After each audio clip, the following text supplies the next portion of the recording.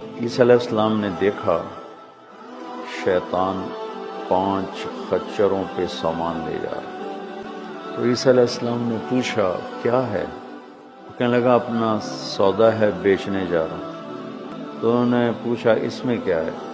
क्या इसमें जुल्म है, जुल्म। क्या ये कौन खरीदेगा? का बादशाह। का दूसरे खच्चर में क्या है? का इसमें तकब्बुर है, तकब्बुर। ये कौन लेगा? का ये जिम्मेदार लेंगे। क्या तीसरे में क्या है? क्या इसमें फ्रॉड है? क्या ये कौन लेगा? का ताजर। इसमें क्या है? क्या इसमें हसद है, हसद। ये कौन लेगा? का ये मौलवियान, उलमाए किराम।